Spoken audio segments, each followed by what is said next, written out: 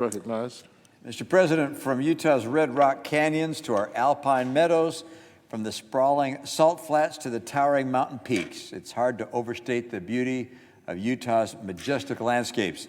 So much about being a Utahn is our connection to and care for our land. These values have been ingrained in our culture since the pioneers found refuge here in 1847.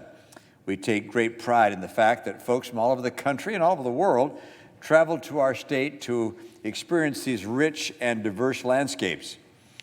Utah has nearly the highest percentage of its land owned by the federal government, nearly 2/3 of our 52 million acres. And of that federal land, more than 23 million acres is managed by the Bureau of Land Management. This land has been cared for and used by Utahns for generations.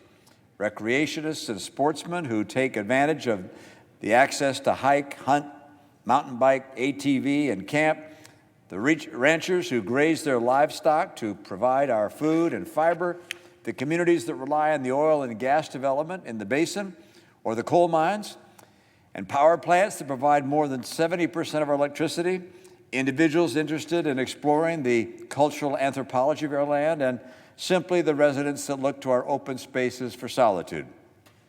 Utahns deserve and demand that our public lands be managed by someone they could trust.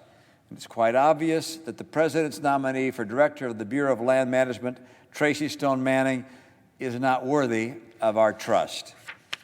Ms. Stone-Manning's history of aiding eco-terrorism is extremely troubling and alone should be disqualifying for the position to which she's been nominated.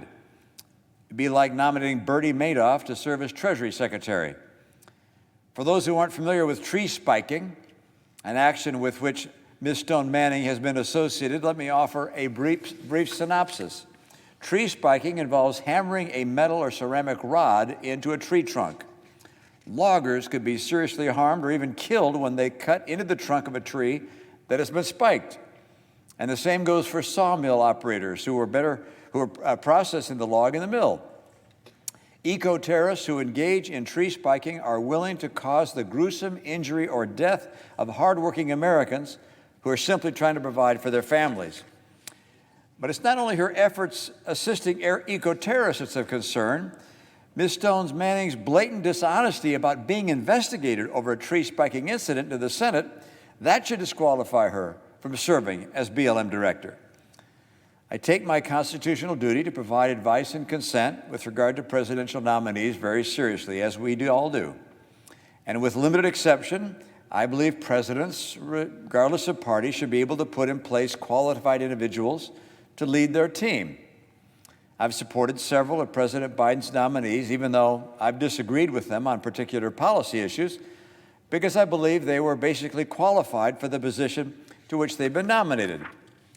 Simply put, however, Tracy Stone-Manning's past involvement in eco-terrorism and her attempt to conceal that participation before the Senate make her unfit to serve as director of the Bureau of Land Management.